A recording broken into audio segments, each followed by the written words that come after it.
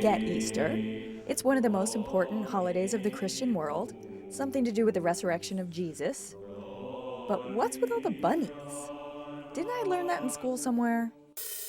There are probably a bunch of different things working here with the bunnies. We all know that bunnies like to multiply. I mean, there's certainly definitely a sense that bunnies fornicate like rabbits.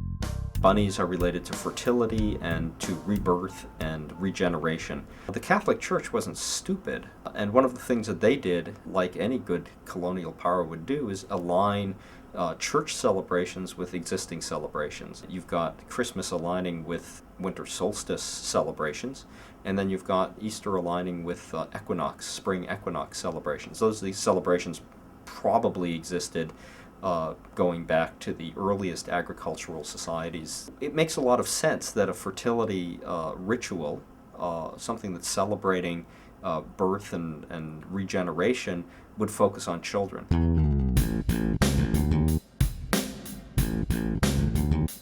You know, if you're living on a farm, it's one thing to give a bunny as a gift, but in a modern, contemporary, urban society, giving a bunny sort of misses the point. It's not a very good gift.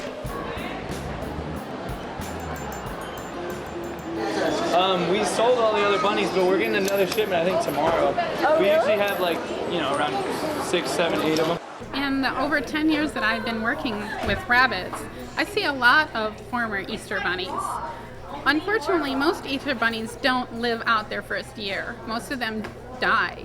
Of those that survive, a large percentage are abandoned or turned into animal shelters at the end of the summer when they reach puberty and turn into little teenagers. She was hit by a car, bounced into the gutter, and some kind person saw it, picked her up, and brought her here to the shelter.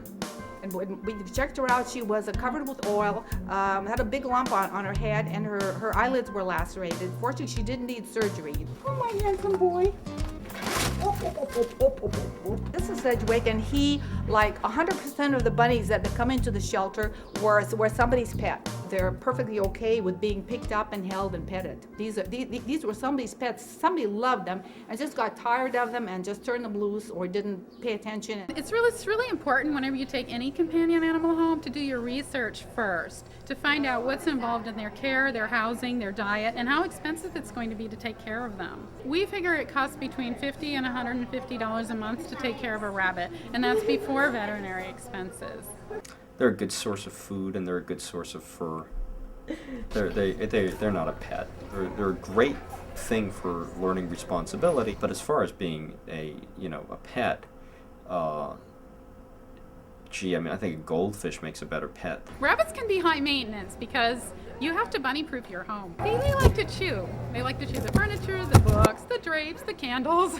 Whether we get a rabbit as an Easter rabbit from a pet store, God forbid. It's just important to make sure that rabbit is neutered because rabbits are a fertility symbol for a reason. If you get 2 neutered rabbits, one boy and one girl, from an adoption agency, then you have 2 very happy rabbits who can have safe sex. They're highly interactive with people.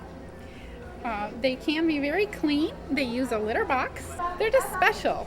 They're the fastest growing domestic pet in the United States. We rabbit volunteers are passionate about the rabbits. I'm a retired special education teacher. It may be because my heart goes out to those that are the least able to defend themselves and that are the most likely to be abused. They enchant me, and so I'm a prisoner of love. Real rabbits and Easter don't mix. If your child is begging for a rabbit for Easter, get her a stuffed toy bunny or a chocolate bunny, not a real bunny.